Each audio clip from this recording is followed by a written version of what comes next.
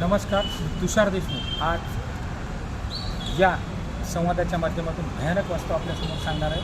तत्पूर्वी Tushar Deshmukh official online digital YouTube प्लॅटफॉर्मवर तुम्हाला सर्वांचं बोलत होतं. मित्रांनो, खरं तर आपण रात्रीच्या लाईव्हमध्ये सांगितलं होतं प्रत्येक जिल्ह्यामध्ये अनेक वेळा पाठपुरावा करणाऱ्या शिलेदारांचं, कारण एका जिल्ह्यामध्ये 10 वेळा पाठपुरावा करावा लागला.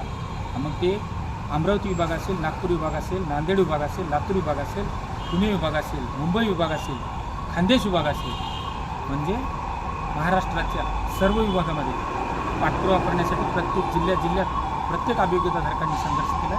युवा विद्यार्थी असोसिएशनच्या प्रत्येक जिल्ह्यातील टीमने त्या प्रत्येक जिल्ह्याच्या विभागामध्ये, मग ते ग्रामविकास जिल्हा परिषद असेल, महापालिका असेल, नगरपालिका, आदिवासी विकास, समाज कल्याण असेल, खाजगी शैक्षणिक संस्था, पण भयानक वास्तव हे सांगतो मी. वेळोवेळी तुम्हाला जागे करण्याचा प्रयत्न केला आहे. आज युवा विद्यार्थी असोसिएशनच्या माध्यमातून आपण नुकताच 16 रोजी युवा विद्यार्थी असोसिएशन या स्वतः मी नेतृत्व माझ्या आपण जवळपास हजारो मुलांचा भव्य दिव्य मोर्चा काढला. यामध्ये सगळे विषय घेतले होते, पण दुर्दैवाने मला इथं नमूद करावंसं वाटतं आणि जाणीवपूर्वक नमूद करतोय, शिक्षक भरतीमध्ये प्रचंड उदासीनता आहे. हे मी वारंवार सांगत आलो आहे. आपल्या प्रश्नासाठी वरून कुणी देव अवतरणार नाही. तुमच्यावरच्या झालेल्या अन्यायासाठी तुम्हालाच उतरावं लागणार आहे. आज ज्युनियरच्या जागा आल्या नाहीत, ज्याला संबंध तुम्ही कारणीभूत आहात. तुम्हाला जे बांधव आमच्यासोबत खांद्याला खांदा लावून प्रत्येक जिल्ह्यामध्ये लढत होते, प्रत्येक विभागात प्रत्येक जिल्हा परिषदमध्ये 10 वेळा पाठपुरावा झाला. या संबंधित 1 वर्षाच्या कालखंडामध्ये 3 वेळा आंदोलनं झाली, पण तुम्ही घरी बसून बघ्याची भूमिका घेत होतात. सगळ्यात महत्त्वाचं म्हणजे तुमचा गोड गैरसमज वारंवार अनेक भरतीचा मागील इतिहासाचा पुनरावृत्ती सांगत होतो, इतिहासाच्या याच्यावर अनुभव सांगत होतो.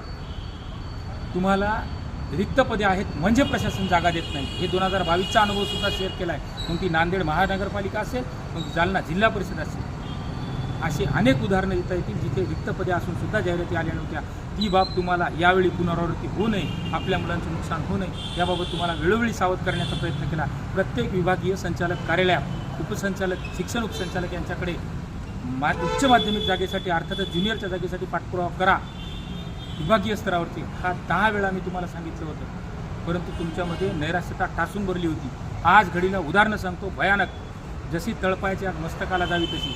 नांदेडमध्ये 26 संस्थांनी आपली रिक्त पदे अंतिम स्वरूपात प्रस्ताव देऊन जवळपास 170 पदे केवळ उच्च माध्यमिक ज्युनियरची ही जाहिराती तयार होऊन माध्यमिक उच्च माध्यमिक विभागाकडे प्रस्ताव विचाराधीन होता. परंतु शालेय शिक्षण विभागाने अन्यायकारक निर्णय घेऊन त्याच्यावर विशेष मार्गदर्शन न घेता ती जाहिरात वापस नेण्याची नामुष्की उडावली, ती जाहिरात वापस घेण्याची दुर्दैवी वेळ उडावली. आज हजारो मुलांच्या नुकसानाला जबाबदार कोण आहे? शालेय शिक्षण विभाग आहे, तेवढाच आपली मुलंसुद्धा आहे. दुसरा बाब, नागपूर मावकडून घेतलेली माहिती, तिथेही उच्च माध्यमिकची पदे प्रचंड प्रमाणात असून जाहिराती वापस घ्याव्या लागल्या. रात्री आलेले आदेश आहे ते शालेय शिक्षण विभागाचे. शेवटच्या दिवशी, ज्या दिवशी टॅप बंद होणार होता त्या दिवशी ऑथेंटिक माहिती सांगतो, आणि तुम्ही ह्या माहितीची पुष्टी करण्यासाठी प्रत्येक अभियोग्यताधारकांनी प्रत्येक जिथे तुम्हाला वाटेल तिथे तुम्ही RTIच्या माध्यमातून संबंधित रिक्त पदांची माहिती घेऊ शकता. माझ्याही पुढे जाऊन युवा विद्यार्थी असोसिएशनची कामाची तळमळ होती, परंतु तुमच्या नुकसानीला दुसरा कोणी जबाबदार नसून तुम्हीच आहात. वारंवार सांगितलं होतं प्रत्येक संस्थेकडे जा. आता केवळ शिक्षण मंत्र्यालयाला जाब विचारणे हाच एकमेव पर्याय आहे. साधारण पारंपरिक पद्धतीने आपण शांततेच्या आणि संयमाच्या मार्गाने भूमिका घेत आलो आहे, परंतु शासनाने रिक्त पदे असूनसुद्धा जाणीवपूर्वक उच्च माध्यमिकची ज्युनियरच्या मुलांवर अन्याय केला आहे. तर याबाबत आपल्या प्रतिक्रिया, आपले अभिप्राय, पुढील दिशा लढण्यापूर्वी आपण युवा विद्यार्थी असोसिएशनच्या वतीने पुढील तयारीसुद्धा केली आहे.